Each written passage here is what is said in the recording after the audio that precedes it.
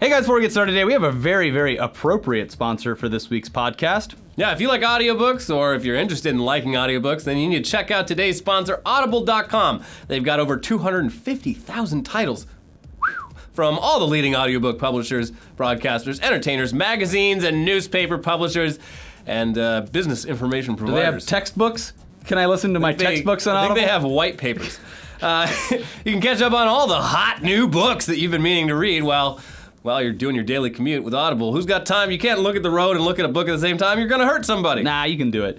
No, use Audible. Don't it's do way it. safer. Use Audible. Save a life. Coincidentally, today's guest is Jensen Karp, a.k.a. Hot Karl, who's here to talk about his new book titled Kanye West Owes Me $300 and Other True Stories from a White Rapper Who Almost Made It Big. Guess what? It's on Audible. Later in the podcast, you're going to hear him talk about how cool it was recording the audiobook, especially the parts that involved rap lyrics, which he had a Shakespearean actor read for him. So it adds more. Not going to get that from the old paper pulp pages. But how am I going to rip the pages out and roll my joints with an ebook or an audiobook, Elliot? You know, they sell papers at the But my mom's going to see him, and then she's going to be all upset.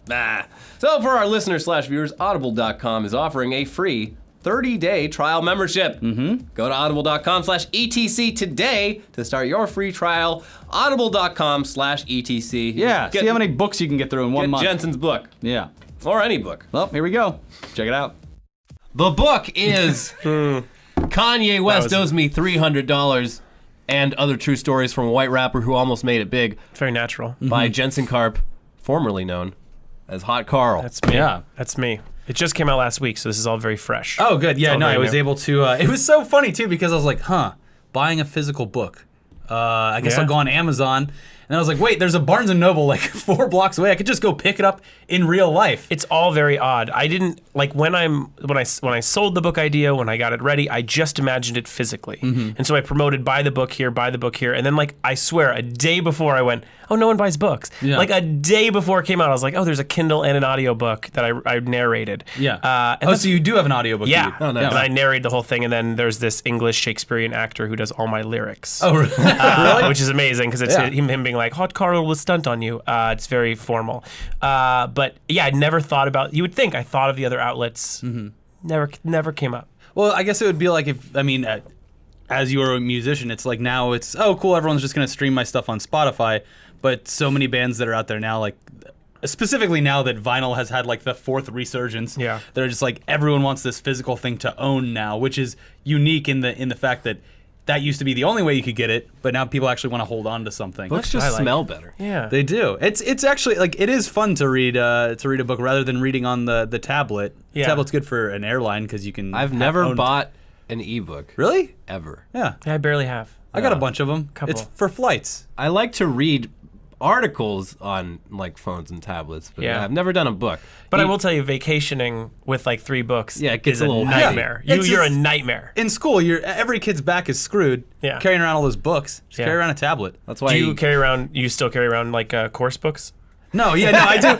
If I don't, then I like literally float off of the earth. Yeah. I've been weighed down by them for too long. What if you were on vacation and you looked over and a dude was just reading a textbook? Just like a full math. Front to He's back? just like, I don't know, man. Gotta learn math. Yeah, you it's could always brush admirable. up. You Yeah. never stop learning. No. So, I mean, we can get into the whole bookmaking process, Yeah, but I think whatever. it'd be a lot more interesting to. Well, a contract comes in the mail. How does paper come? Where does that come from? Paper goes from trees. Yeah.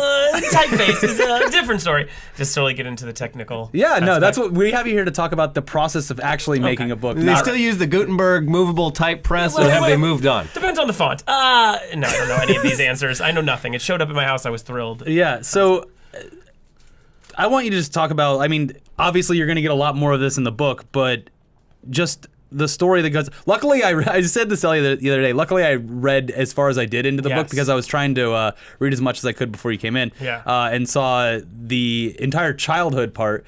But Yes. what was it that kind of got you into the hip hop world? Well, as a kid, I grew up in an area called Woodland Hills here in California, which is next door to Calabasas, which everyone has sort of now sort of set up with the Kardashians and Drake living there and all these celebrities living there. But I lived in the town next door, which is like the sort of like ugly stepson to Calabasas. And so I felt like I was always sort of, my father was a car salesman, so I didn't have the kind of money that the people in Calabasas had. And sort of growing up there, I kind of felt outcasted a bit. And at the same time, hip hop is sort of coming up. It's kind of early, and for third and second grade, I started to be exposed to hip hop through my cousin. So I'd heard Third Base and Slick Rick and UTFO and Houdini, and I heard all these groups, and I wanted to do You Be Illin for my third grade talent show. And I did it, and the school looked at me like I had just murdered a child in front of them. One person went up to my mom and was like, "What is this?" The teacher was like, "What music is this?" And every day since then, it had become my passion. The same way that people study baseball cards and the stats and video games and stuff, I was focused on just hip hop. So my whole life I was into it, and I became a good rapper, even as a child. And I had like a small run-in with Ice-T, being managed by the Rhyme Syndicate as a kid. And rapping was just something I was always good at, even though I looked like an accountant or like a Boy Scout or whatever. Yeah. And then as when I got my teenage years, I ended up entering a radio contest here in Los Angeles. I became battling every single day on the phone. And after 43 days of battling people, a new record for the station and pretty much for the program itself, I got $1 million record deal. So it was like Jeopardy. The winner comes back every day. Yeah, I was the Ken Jennings of hip hop. Yeah. It's such a like early '90s Thing to do. like over live radio Yeah. rap battles over the phone. Yeah, there was no iPod. There was no satellite radio. You were especially in LA, you were stuck in your car listening to real Yeah. radio. And so that's what I did. And you couldn't buy that kind of exposure. Like there was no way that everyone was on the radio for 30 minutes a day. Yeah, and that's crazy. And then there was an interesting part about when you were with Rhyme Syndicate in the book, and it's the reason why you kind of like departed from them was, I mean, there was some questionable stuff going on. A lot of stuff happened, sure. But the big one is that they set up a photo shoot for me. Yeah. And I was with a kid named Ricky, who I grew up with. He's like the only black kid in my whole middle school. We were in a group together called Extra Large. And we knew what our photos would look like. I was very much in charge of, I was such a student of hip hop that I knew what I wanted everything to look like. I knew what I wanted everything to, I was like a little Puffy. And this was the first time that someone was sort of taking something over. And so he was like, okay, I got a good idea. And then the riots had just happened in LA. And so he took us to like burnt down buildings and rubble and gave us baseball bats and like beanies. And it was just the most, it's in the book, the photo shoot's in the book. And it's just so awkward and so strange. And that was sort of the first time I felt kind of out of place in hip hop. And it comes up later in my career as well. But that was the start of like the holy shit, what am I doing here? And then so the Hot Karl persona name or whatever, did that come from the radio battles? Yeah. They asked me what my name was. I was going to say Jensen. I was like, and then I was like, if I mess up, everyone will know who it is because it's such a rare name.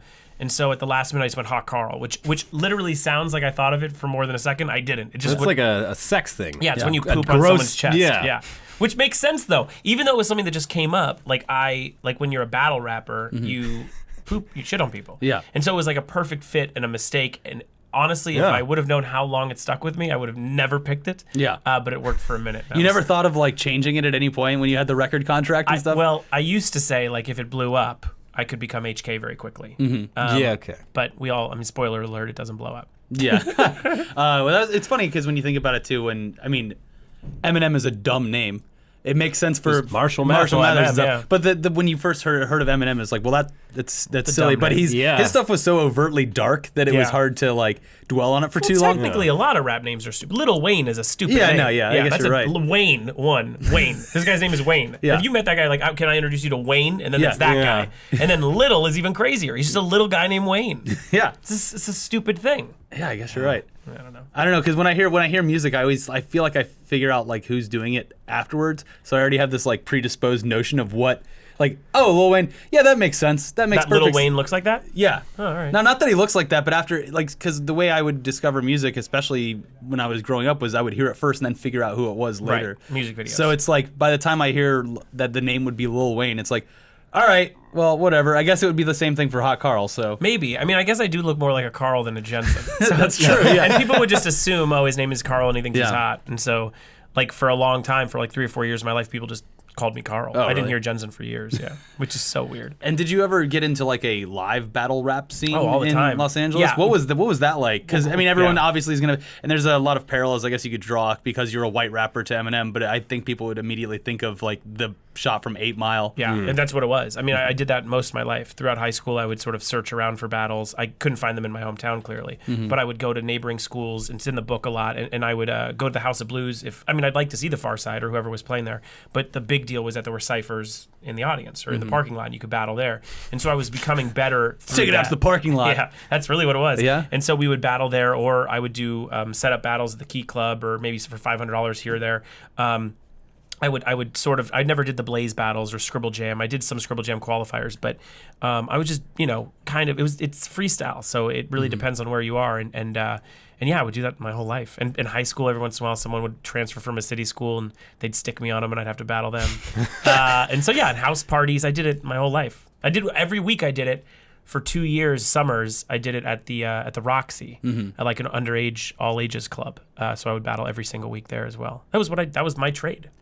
Did you feel like you like constantly just being like a white kid from Woodland Hills had to prove yourself even more? Like, were people dismissive of you? Yeah, I mean, if it's 50-50. It's got that Woody Harrelson from White Man Can't Jump vibe. Yeah. So it's like, yes, they dismiss you, but there's only so many lines you can do, and then I have you. You know what I mean? Like, if you fall into the trap of calling me Jewish or whatever, I used to say, keep calling me Jewish, I think that's dumb. Where do you think most of your rappers get their money from? Like easy lines like that, where it's like I can navigate through any Jewish line. It's like Jin, who I came up with. Jin was this Asian dude. And if you brought up being Asian, you just end the battle. Yeah. He has 7 million things. Don't call him Bruce Lee. He knows that's coming. So you have to find a roundabout way. So it was almost an finding advantage for you to know, times. like you already knew what they were gonna hit on. Unless you there's a for. great battler, and then now Yeah. he's finding avenues to get you that you haven't really figured out. And then those are the guys that you don't want to go up against. And I'm sure that you've, had losses before.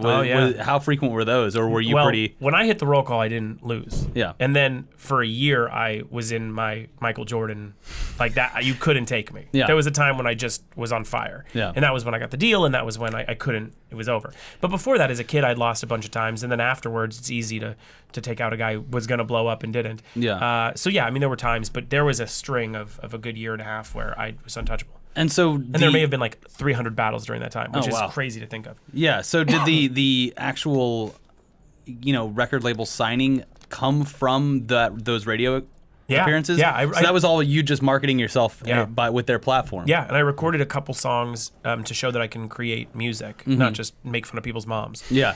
And between those two packages, that's what a bunch of labels were interested in, yeah.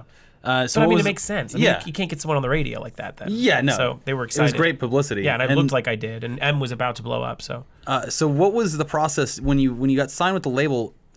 Take me through what first of all, the experience was like for that. I mean, when you're getting courted by a label, I know that's probably pretty great.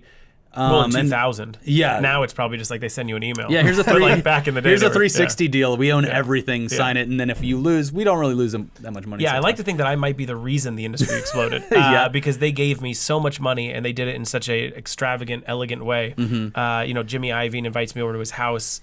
We have a salmon dinner with his family. He talks about TRL and how he's going to introduce me, and then I guess this is a deep cut, but another label was trying to court me at the same time. He had that guy come to the house to meet with him at 10 p.m. so that I saw that he can get that guy at his house. Yeah. Which is like the most baller move you can do in a meeting. Like, Yeah. oh, by the way, he came to my house on a Friday night at 10 p.m. He has no plans. I made him come here. Yeah. And then we watched a movie in his movie theater. Yeah. We watched a movie that wasn't even out in theaters yet. And then we sat back down and he offered me money and said, I want this done tomorrow. And it got done tomorrow. Yeah.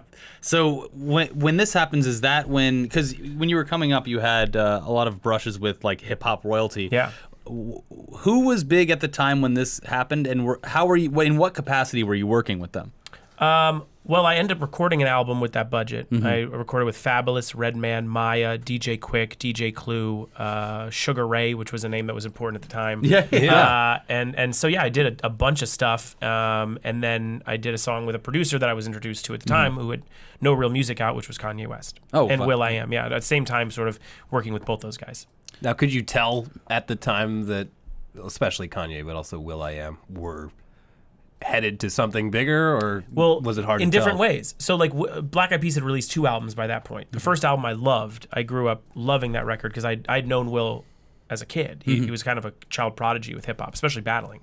And so they put out this first Joints and Jams record, and then that whole thing, and then they did this Bridging the Gap album, which bombed. And that was them trying, without Fergie yet, trying to become a pop album. And they bombed. So he was in a part in his life where Interscope could have dropped him at any point. Kanye was managed by two guys that also managed Just Blaze and had Jay-Z connections, but no one knew he was a rapper.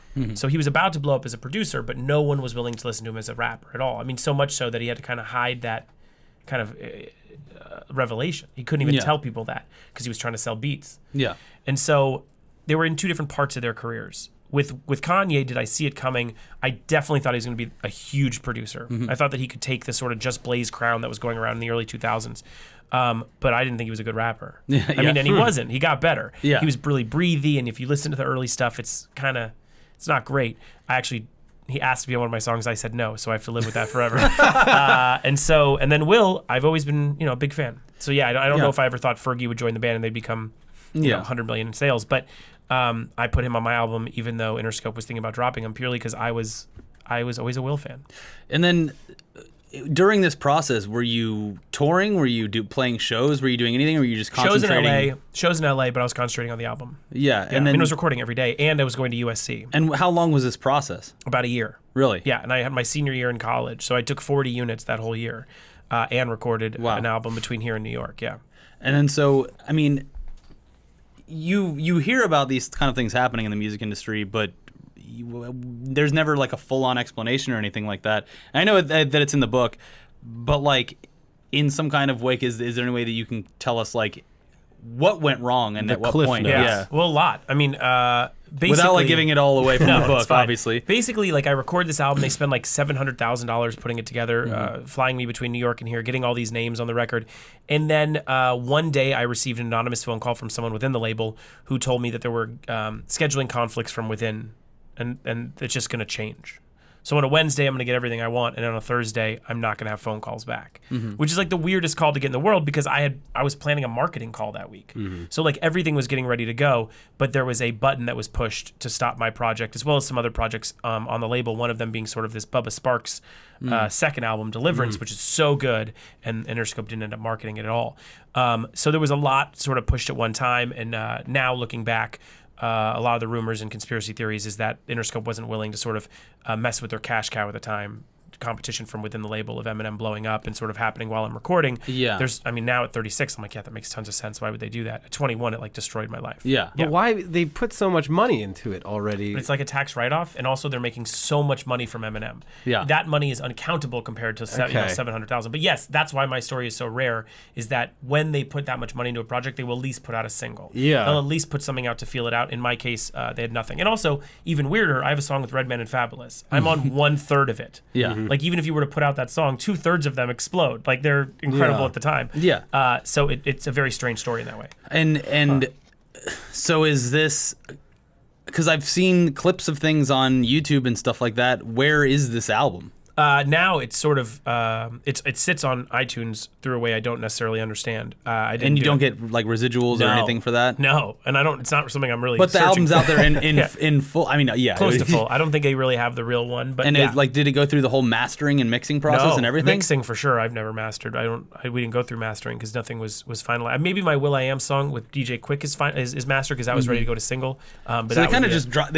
What's out there now is what kind of just dropped one day. They were like, all right, well, this is done now. I don't know. I don't even know who did it. I have no really? idea. Yeah, I have no idea. It's become sort of a cult thing. Yeah. Because I was a suburban rapper. Like, as much as that's like a terrible thing to say out loud, like, I never looked different. I never acted different than how I am right now. And in 2000, that had never happened. There's no one that's ever... Now it's hard to find a rapper that doesn't work at Hot Topic. Like, with G-Eazy and Mac Miller and Lil Dicky and all these names that I appreciate. Yeah. But I had done that before Asher Roth. I had done that before anyone. So it was a hard pill to swallow. And did that like upset you when you saw that kind of rise of these kind of rappers? No, or, I like them. I mean, they. My thing is I think there's room in hip hop for any subgenre at this point. Yeah. Like, to pretend that we're still like in the keep it real phase, it's impossible to think. So in my opinion, I think that by being yourself, that's probably the strongest thing you can do in hip hop. And I like Dickie, I like those dudes. But yes, if I listen to my projects and I listen to these now, I hear a lot of similarities, but it's also let my music age decently well 15 years later. So I guess walk me through like the sort of process of realizing that this thing you'd worked on for so long was getting torpedoed. Yeah, it was terrible. And how did you cope with that, and how did you decide what to do next? Yeah, not well. I fell into a heavy depression. I went on meds. I ballooned to over 200 pounds, which is like nuts for me. If you see old video, it looks like a different person. Jimmy Iovine I called Jimmy Iovine rather than let this fall apart. I call him to make him say it to my face, because I had this meeting at his house where we had salmon, which is, a real rite of brotherhood. And so I wanted him to tell me. And we sat down, and he was very polite and very nice, and just repeated the word scheduling conflicts, and didn't really go much deeper than that. When I asked for more details, didn't get that. And then he offered me a job at the label as an A&R, which was not something I was willing to do. That was what just sort of crushed my dreams. So I wasn't willing to do it for other people. And I walked away and didn't necessarily know what I was going to do next. I had a publishing deal, which was worth a lot of money. I got like $500,000 to write for myself and for other people. So I figured maybe I'd write for people. But it wasn't. That was the day my dream kind of died. Even though I wanted to keep moving, it was pretty hard to do. And did you go on to ever write for anyone after that? Yeah, I went into a bunch of sessions. I didn't necessarily get credits. It was different than it is today. Nowadays, that's where you make your money, so that happens. This was sort of right at the beginning of that. So I went in for like O-Town and every shitty group that was coming out around that time, which was fun and exciting, but it wasn't what I was dead already. I was done. Yeah. I had my pet project. I was going to college to be a writer in sitcom or film, or that's what I wanted to do. So my project was dead. I went on to sort of try to figure out what I wanted to do. I opened an art gallery in the meanwhile with the publishing money, with a partner that I met at USC called Gallery 1988. Yep. And so that didn't make money for 3 years. Right out the gate, obviously, you start a new business. So at the same time, someone in New York, this guy Eddie, called me and was like, you were just a couple years too early. Every rapper is going to sound like you soon. And he's like, let's try it again. And as much as my body was like, don't do it. Like every physical aspect of me was like, do not do this. You don't want to do this. I couldn't, even though it was like a $5,000 advance, which compared to my salmon dinner meeting is nothing. But I needed that $5,000. Yeah. So I took it and ended up recording an independent album for his label and putting it out, which is also online legally. And so Reggie Watts is on that album. She Wants Revenge produced on it. MC Search is on it. A bunch of great people. Ninth Wonder produced a song. And so we ended up putting that out. But that's sort of when I had a mental breakdown, because my body was telling me, you don't want to rap anymore. Yeah. Yeah. So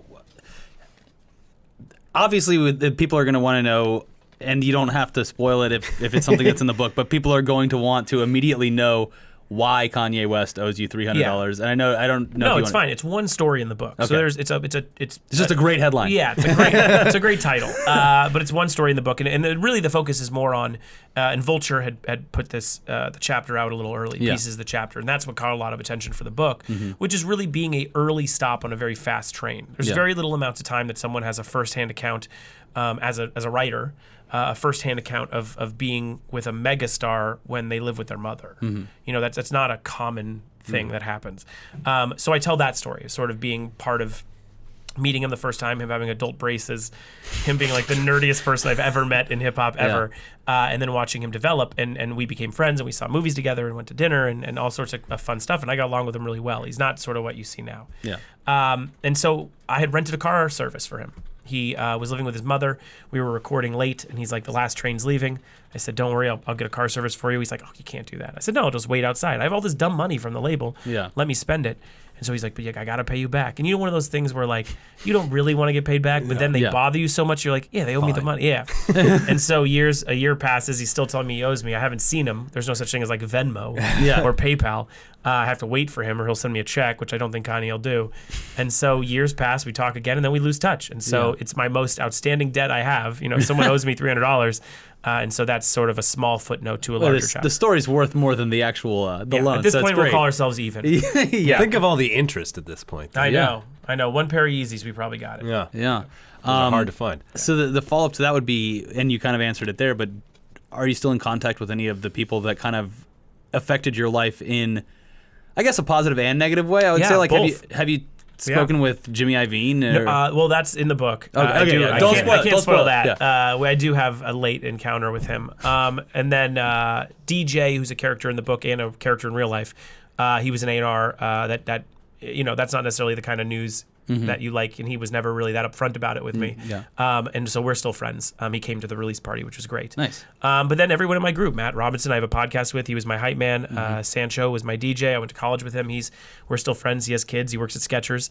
And then Just Blaze and I talk every once in a while. And I don't know. I mean, Will and I don't speak. There's some people that I was close with that aren't around anymore. But most people, yeah. I mean, people are happy to see I'm okay. Yeah. And in the book, I usually say if I still talk to them or not. Yeah. So, Gallery 1988, I Yes. want to move on to that topic. Yeah. because, I got that one right there. I love that Yes. place. Yeah. Yeah. So, when did you open it, and like, I guess, where did the idea for it come from? And we'll start with that. 13 years ago now, so that puts us in 2003. Before the huge Mondo freak yeah. out online. That's Yeah. Yeah, crazy. that's earlier than I would have guessed. Yeah. So So it was before anyone noticed that we were there. was it Melrose and La Brea? Like, Yeah, it was the space across the street from where it is now. Yeah, so yeah. It's a big space. And basically, Katie and I went to college together. She was on track. She was an art history major. And when I made all that money, she worked at an art gallery. And I would go in there, and although the art didn't speak to me that much, the dude treated me like shit. Like he didn't know I had any money. And that's a mistake. It's like I had a good You amount of could money at the have time. given him more money than he ever wanted. Yeah, and so with all your rapping money. I thought it was funny, and I was coming up with Kanye and DJ AM and all these dudes that were starting to make money, and I was like, it's weird because like we should start a gallery that focuses on sort of the first time buyer, which was where the idea started. And Katie felt the same way, which is like we would go to people's houses and they'd spend $300 on sneakers, but then have like a Scarface poster. There was no unique or individuality on their walls. And so we started to meet artists that had nowhere to show. Mostly the internet was just kind of bubbling e-commerce. And so we would find blogs, and then we would go to one-night events like Cannibal Flower in downtown, and we'd look at those artists and start sort of making a roster of artists, and then sort of noticing along the way that pop culture was sort of a thread line for all of them. And they didn't want to show it because they knew galleries wouldn't show that stuff. So it was kind of like right in between, and that's where the idea came from. So even our first show ever in early 2003, that was a pop culture show. And then from there, it just built year after year after year until we were the first pop culture art destination in the world. hey guys, just taking a quick break to tell you that cooking sucks. No, it actually doesn't. Some of you are probably great cooks, but I'm not. Some of you might be good cooks, and you might not know it yet. Yeah. But thanks to Blue Apron, incredible home cooking is accessible to everyone. When you order meals from Blue Apron, they mail you a box with all the ingredients and instructions you'll need to cook delicious meals made from high-quality, humane ingredients. It's idiot-proof. Yeah. They save you an exhausting, confusing trip to the supermarket, and they give you exactly the right amount of each ingredient so there's no wasted food. Yeah, they got delicious meals available this month. Spicy Korean rice cakes with snow peas and pea shoots. Sweet chili ponzu catfish and green beans with coconut ginger rice. New England-style salmon rolls with roasted potatoes and chives. Every week of the year, it's a new recipe, so you'll never get stuck cooking the same meal that you had last time. A Blue Apron knows that when you cook with incredible ingredients, you make incredible meals. So they set the highest quality standards for their community of artisanal suppliers, family-run farms, fisheries, and ranchers. Whether it's Japanese ramen noodles, wild-caught Alaskan salmon, or heirloom tomatoes, Blue Apron is bringing you the best. For less than $10 per meal, Yeah. Blue Apron delivers seasonal recipes along with pre-portioned ingredients to make delicious home-cooked meals. I got it. I have never cooked anything that isn't just putting it in the oven or doing something simple on the stove. And holy shit, I'm a great chef. Look at this fucking picture. Yeah, That look looks at- like a restaurant I dish. cooked all 3 meals, and I did them way beyond anything that I would think was my skill level. They take all the guesswork out. I couldn't believe it. The girlfriend was happy. I was happy. I sent the pictures to my mom. That's how proud I was. And you know what? Her food sucks compared to mine. These recipes, they're updated. They got farm-to-table bullshit that she hasn't even heard about. It's great. She looked at that. She probably got real sad. All she ever made was spaghetti and meat sauce. Get out of here, moms. Wow. Yeah, you don't need your mom anymore. It's a full year till the next Mother's Day, so Yeah. get used to it, Mom. Yeah, take that, mom. So go to blueapron.com/ask to check out this week's menu and get 2 meals absolutely free, and that includes free shipping. Yeah. That's blueapron.com/ask. You're gonna love how good it feels and tastes to create incredible home-cooked meals with Blue Apron. So don't wait. Blue Apron, a better way to cook. And that's ASK. Put it on the screen. yeah. Yeah. And we've Whoa. also got another. Sorry, guys. And this is a very unusual situation. We have another ad in this episode. Yeah. But that just means that you guys are doing a great job watching and getting this stuff because, hey, if you guys didn't do that, we wouldn't be able to make these shows. Yeah, so there you go. Our final sponsor for this episode is Loot Crate. You know about Loot Crate. It's a monthly subscription box service for epic geek and gamer items and pop culture gear. For less than $20 a month, one Tubman, you get 4 to 8 items that include licensed gear, apparel, collectibles, unique one-of-a-kind items, and more. So make sure to head to lootcrate.com/ETC, enter the promo code, can you guess, ETC, to save $3 on any new subscription. Loot Crate is more than just a subscription service. It's not like those stupid record subscription services of the 80s and 90s that we all remember. Columbia House. It's not a issue a GQ every quarterly or whatever. It's an entire community of fans that share their experience and interact with each other around the unboxing of each month's crate. When you're done, box it back up. Give it to like someone young in your family. They love unboxing shit. They watch that shit all the time. They do. They do. It's child crack, and they guarantee $40 or more in value in every crate, sometimes a lot more. Every month there's a different theme, and all items are curated around that theme. Previous crates have included items from franchises like Star Wars, Marvel, The Walking Dead, Legends of Zelda, and many, many, many more. So pop culture's full of brave new worlds and societies in flux that don't always turn out for the best. June's theme will be exploring some of the ways things can go wrong. It's Dystopia, featuring classics like RoboCop, Terminator 2 Judgment Day, and The Matrix, and new faves like BioShock Infinite and Fallout 4. They've got a figure, they got cool collectibles, and of course, they've got a dystoperific monthly I didn't write that word, but it's a t-shirt and it's dystoperific. Yeah, it's gonna make you real depressed. Anyways, remember, you only have until the 19th at 9 p.m. Pacific to subscribe, receive that month's crate. When the cutoff happens, too late, get next month's, whatever, go to lootcrate.com/ETC, enter code ETC, save $3, help the show out, get you some stuff. It's great. It's win-win for everyone. Give it to your little cousin, but when he unboxes it and describes everything for a camera that isn't there because he's too young to have an account, just take it all back. Yeah. Yeah, just take it all back. All right, I think Jensen's lonely back at the interview, so. Yeah, let's get back to it. The artists that you use, I mean, you see them, specifically some like Alex Party and stuff like that, they pop up frequently at the gallery. Do you still work with a lot of the same artists that you started with? Yeah, I mean, our goal is to sort of get them to a point. We see ourselves as sort of an early stop. So like Greg Crayola Simpkins, first art gallery he ever showed with was us. Audrey Kawasaki, first gallery she ever showed with. Ollie Moss, first gallery he ever showed with. And so like those kind of things, and then watching them sort of develop, we don't need to hold them down. We just work with the next generation. So our whole thing is we work with you, and then hopefully you become big enough to where you're creating video games like Ollie, or Greg Simpkins is selling $50,000 paintings. That's not really in our wheelhouse. Yeah. So those kind of things, I feel good being the place that offered $300 Greg Simpkins paintings.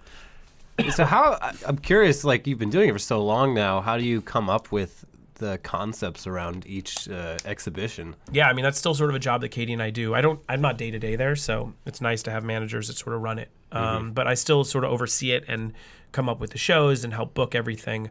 And at this point, it's just sort of what I want to see. It's like if there's something that I feel like I could buy art from, or if I see someone like Kyler Smith, who we've been showing this past year frequently, and he did a show of these fictitious baseball cards. I don't know if you saw them. Yeah. And those blew up. And Kyler's someone who's been showing with us for years, and we really help him develop. You know, and that's what I feel best about, which is like Kyler tried 2 or 3 other things, and then the baseball cards came up, and I said, that's it. Go. And then now, he's sort of, everyone's waiting for the next show. Yeah. And then maybe he'll blow up and move on, and we'll find someone else. So that's sort of the way the gallery works. Yeah. Is there like a sort of sense of loyalty within that community of like I'm curious like how you get along with, say, like Hero Complex Gallery? Is that like a crosstown rivalry? No, What was it? How I is am that? 8-bit and because there's a couple now that have popped up. No, I don't. I mean, our thing is we're the only gallery that actually works officially with these properties, and I say no to more than we say yes to. So I've worked with Breaking Bad and Lost and the Oscars and the Avengers, and I worked with J.J. Abrams on Force Awakens, and we're rep by CAA as a business. Like those kind of things, I would rather be the place that does something first and let everyone else do it. Yeah. Which is what we've been since 2003. So I don't necessarily see anyone as competition, especially because I've bought a house from it. You know what I mean? Like that's, to me, that's more than I ever thought we'd do. Yeah. So at 13 years, if I felt like anyone was competition, I'd be so tired. Like I would be exhausted, especially because I have a career in comedy, and I'm writing for James Corden now, and I'm doing a lot of other things. Yeah. So it's the perfect amount of participation for me. It's a perfect amount of sales for me. It's a perfect amount of attention, and being able to work with, we just work with Bob's Burgers. Yeah. We have a Rick and Morty thing coming, which I'm very excited about. So those kind of things, I feel like we're still in the forefront, and that's, I guess, if anyone was able to kind of catch us in that, which they're not, I guess then I'd maybe feel some competition, but I don't. Yeah. What's like? I mean, there's no one else working with J.J. Abrams directly. Yeah. I mean, and we do. I mean, we speak directly with J.J. He comes to the show. I mean, those kind of things we have on lock, and that's what I feel comfortable with. And would that be if you could pick like a favorite kind of opening that you've had at the store? Would it be J.J. Abrams or No, is it another I one think that? Breaking Bad's my favorite. Yeah, I couldn't even get into that one. Yeah, there's I one stood in that's line around for 3 hours. I was like, I gotta Yeah, go. having all of them there. Yeah. Having Bryan Cranston and Aaron Paul and Walt Jr. and Vince Gilligan and Odenkirk. I mean, that's crazy. I mean, Well, and it was having at them a all take fever photo. pitch of like the entire show too, because was it right after the last season or before the last season? Right before the last season. Yeah. Oh, actually, well, they broke it into two. Yeah. How it was supposed to be is right before last season, but it looks like it's right before the second to last. But it's not true. They just split them. Yep. But I walked into Breaking Bad. It's the only project I've ever pitched. So everything else has always come to us. Yeah. I went into Breaking Bad and said, this is what I want to do. And Vince Gilligan came in with a stack of papers this high, put it on the middle of the table, and was like, we've never released a consumer product. Wait, that was before they did like the dolls and everything? They've Like, never put out a product. Wow. At the time when I walked in the meeting, he was like, this is a stack of things you can buy online illegally. He's like, this is a lot of money on the table. This will help us move our show. And I had already been pitching the same thing. And I'm like, I'm pitching this, this is, I'm already doing this. Like, this is what I'm pitching. And so it was a perfect marriage. And Vince was so great to work with. And still, I keep in touch every once in a while. And that was really a moment where, especially even with Lost, when I worked with Lost years before, is being able to merge advertising and merge consumer product and merge fan participation and getting artist money, that kind of stuff all at once. That again, like when you say if there's competition, there's no one doing that. yeah, it was crazy. We rented a RV before the last season and drove to Albuquerque in one day, visited all the spots, and then was a drove. nightmare. It was a That nightmare. sounds like a but- nightmare. I went there for the show. We did stunts throughout the world to release these prints, and I did something at the Rattlesnake Museum, which was very fun. But I don't ever want to go back. Yeah, we enjoyed our time there, but there was some weirdness there. You know what's the weirdest part about Albuquerque? Drunk driving in Albuquerque is such a problem that they give free taxis. The city pays for taxis on Friday nights or Saturday nights or both. And then the block where all the bars are, which would be like Sunset here, they close that street down. That's how shit. much of a problem drunk Wow. driving is. Yeah. Yeah, they They really just threw in the towel. Yeah. You win, drunks.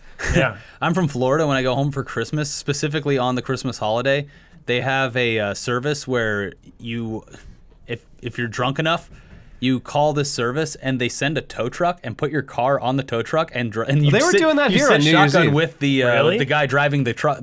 My dad got really mad at me because I was in the bathroom like, whoa, this service exists. Yeah. So I just got blasted. And then have them do it. And so I was driving his truck because I was home. Yeah. He was like, "What are you doing? My friends are gonna think I'm a drunk asshole." Just like they see my truck going across. Yeah, That's great. Yeah. Also, bath salts are a problem in Florida. yeah. Yeah. Everything's Yeah. a problem in Yeah. Florida. Yeah. There's a lot of Florida problems, And but murder. That's yeah. true. Yeah, it was I think the funniest thing that we realized when we went there was that Jesse's house is literally like 2 blocks from that the chili dog place. Like Yeah, literally getting walking the distance. geography of it was interesting. Yeah. The house does not like No, they were very nice Now to they us. don't. Yeah, probably not from now. what I understand. I think it's been sold a couple of times. She came out and did an interview with us. That was like, Walt's house. Oh yeah, yeah, Well, yeah. that's what I'm talking about. Yeah. Walt's people don't like it anymore. Yeah. We sent them a poster and they were because we did a poster of their house. Yeah. Yeah. Great poster by Mark Englert.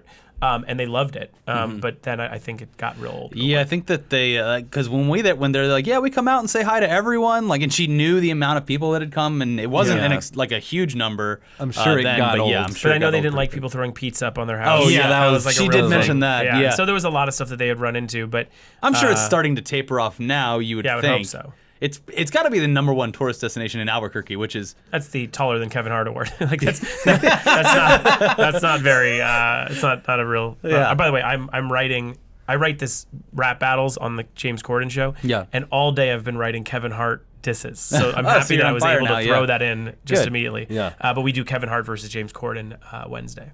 so. Yeah, let's talk about what you're doing now. Aside Yeah. from the gallery and book. the book. Yeah.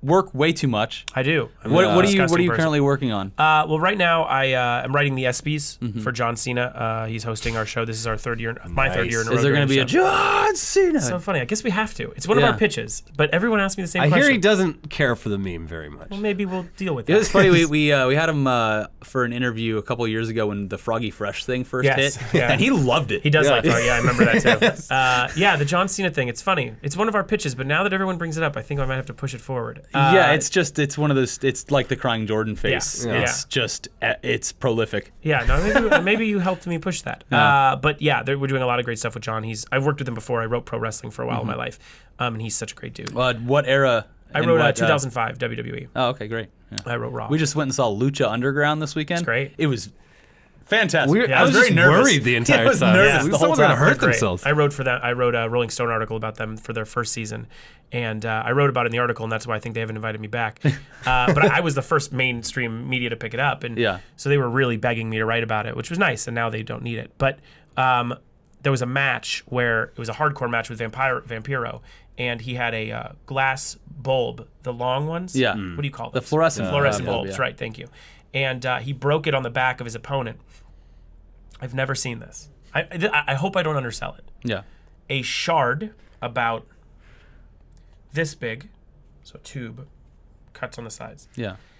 flew into the audience. Oh no. And I'm not exaggerating. It went by a child's face about this close. Oh, God. Literally about this close. And then she sat, thought, and then freaked out. And then they took her away in a stretcher because just from the shock. And then they Yeah. brought her back and she was fine. And so when I'm leaving, they're like, "Did you have a great time?" I was like, "Great time. I can't wait to write about this." They go, "You're not going to write about the bulb, are you?" And I go, "Yeah." I'm a journalist. I'm not your fluff piece. Like, I'm not here Yeah. to like, I'm here to promote your shit because I love it. Yeah. But like, yeah, I'm going to write about the bulb thing. And so I wrote about it in the article, and then eventually she's like, "Thanks so much. I'm not so stoked you put the bulb in." I was like, "The thing I told you I'm writing about?" Yeah. But they were happy, and they still send me like the mask when their new season starts. And Oh all yeah. those things. It was there were people falling all over audience members Yeah. and stuff like that. And Rey Mysterio Jr. was there. Yeah. And I was just like, this guy is far too old to be doing any of this. Yeah. Whenever Yeah. he would do a flip, I would just be like, no, Yeah. stop. You don't have to do this. Yeah, well, I haven't been into wrestling since I left WWE, but there Yeah. is a wrestling in Reseda, PWG, which has become a very trendy Yeah. thing to talk about. But I've been going there for 6, 7 years, 8 years. Oh, wow. And so watching a lot of those guys come over to Lucha, and then like Kevin Steen and Sami Zayn, all those guys are originally from PWG. Yeah. So that's really blown up, and I love seeing that. Wow. But I don't have like a real Yeah. connection to wrestling. But I'm excited to work with John, and then I'm on the Alternative Press Music Awards out in Columbus, Ohio. Oh, nice, yeah. That's my second year in a row for that. Are you hosting or just I'm writing? writing for Jack and Alex from All Time Low, Oh, who are okay, hosting cool. the show. I did that last year as well, and then I'm on a Rob Riggle pilot. I'm writing for TBS right after that. Damn. And you also you've gotten into music management. A little bit, yeah. I manage this girl, Nova Rockefeller, who I found on YouTube from We're big Canada. fans of Oh, her, cool. yeah. She's Yeah. the greatest. Yeah. And so she's sort of in limbo right now. We were on Island for a few years. Now she's leaving Island, and we're going to be doing sort of this great independent project that we're thrilled on. She's been touring with the Insane Clown Posse. I was just going to ask about Yeah. that. Like, have you been there for any of that? I did The And- Gathering with her. Yeah, so I DJ'd The Gathering. what's that like? I mean, listen, I'll be honest with you. I've heard great things. Anytime anyone talks about it that's actually been, Yeah. they're like, you know what? It's great. Nova is my child. We grew up. She lived on my couch for 5 months while we got a record deal in LA. She is the closest. I know I'm going to be a good father because I've been great with Nova. That's true, and I have never gotten in a fight with her. And when we got there late, and we walked through this thing. And as we're walking through the security, I go, "What are you guys checking for?" And they say, "I'm not checking." I said, "What?" And they go, we don't check anyone." And I go, "So what can I come in with?" They're like, "Anything." So I said, "So if I have a gun, can I come in?" They go, "Yeah." I go, "If I have a machete, can I get in?" They go, "Yeah." I go, "Can I come in with any drugs?" They go, "Yeah." And now I'm like, oh my God. Yeah. Right? Also, Nova's a very pretty girl. And that puts us in a weird position within the crowd because there have been weird responses to women performers before. Yeah, like Tequila got like poop thrown Right, at her and, right. and And rocks. she bled. She got hit with a glass Yeah. bottle. So a lot of my fatherly instincts kicked in as we got there, and fireworks and craziness, and it was dark, right? Yeah. So there's no light. So it really created a weird atmosphere for us, and the tension between us became bad. I want to pull out. By the way, they're such a great company, the Psychopathic Records. Oh yeah. That they offer you to leave at any point, and they'll still pay you the money. Oh, which wow. is like they're incredible. And so I am so tense and freaking out that I want to pull her from the show. And so we convince ourselves to wait till the next day. We go in the light, and it's completely different. And we understood the lay of the land. That the actual Clown Posse, Violent J and Shaggy, could not have been two nicer people. We did our autograph signing with them. They were the greatest, two of the greatest guys we've worked with in music. And since then, they've been so supportive. She's been on the road with them, and we had a great time. And the audience loves her, so she's really built a fan base over there. Yeah, I've always heard like the nicest things about ICP. Like I remember. This is like late 90s or early 2000s when they were still doing like the Joker's cards or whatever it was. They're still doing that, I think. Yeah, so like they were like, even Faygo had like a great relationship with them where they sent them Christmas cards every year, just like, hey, thanks for all your business. We can't say this publicly, but you guys are great. Yeah, they're great dudes, man. I really get along with them, and I think it's so funny because there's a picture of me at a table, and Shaggy's on one hand on my left side. Oh, is it Shaggy? Yeah, I think Shaggy's on my left side, and then Nova's on the other, and I'm sort of talking to both of them. And it's become this like weird meme because a Facebook group called Juggalos for Bernie Sanders Oh, yeah. uses it Yeah. as their ad, which is amazing because like it's not that at all. It's just that a guy who dresses somewhat normal is talking to a juggalo and a very pretty girl, and so they use it as like their ad. But their it's- olive branch to, yeah, their little to the banner, normal community. which I love. It's Yeah. amazing, but it's just so funny that like that's their picture. And how did the crowd receive her? Great. Yeah. Yeah, no, it was awesome. There was no one, I mean, she's a hard ass. She's tough. So like she would have been able to make it. I'm just the idiot who's has a Overprotective. fatherly feeling Yeah. with her. But she's incredible, and she's a worker, and this is not new to her. She's Yeah. been touring for years and years and years. So I should probably lessen my fears. Yeah. But she's incredible. And she went on the road, and one city booed her at first, and she said, you know what, I'm not leaving. I'm doing all my songs. And by the end, she had them chanting Nova. Nice. That's crazy. And you Yeah. have your first verse in Yeah. a while. Like 10 years. On the, what's the new track called? Who I Be. Yeah. Yeah, I have a song with Nova now, just one verse on her song. And then I also released a song with Mike Shinoda, who is a guest you've had on before, called like Riding a Bike. It's me, Mike Shinoda, Intuition, and a guy I grew up with named Ali Abnormal. So these are the first songs I've ever put out in like 10 years. I feel they're good. I kind of, it's a little rusty at times, but I wanted it to do it sort of as an exercise. the for verse book is release. great on the Nova thanks. track. Yeah, Thank what you. was the motivation to kind of come full circle and It's just embrace part of my hip-hop improv, again? like sort of part of my journey, man. It's like writing that book. It's also questions: can I still do it? And the Clippers, Los Angeles Clippers, the year before, I'm a super fan of the Clippers, and they had asked me to do the halftime song, and that was really the first time I'd been in the studio for a decade. Wow. And I did it sort of as Jensen. It wasn't necessarily a Hot Karl thing. Yeah. But these Hot Karl songs are pop culture references, and it's all the stuff I did 15 years ago. So it's just part of the journey. I'm not trying to become a rapper, so it's really just a fun, 36 I think years you old. already are. Well, though. what if society demands Maybe. it? No, I still wouldn't do it. No. I know. Trust me, I've thought about it a million times, being like, oh no, what if this? No one wants to hear a 36-year-old rapper. I have a mortgage. You talk about hip hop subgenres. This could be the new big one. I hope it's never that. Please, let's not wish that on my favorite art form.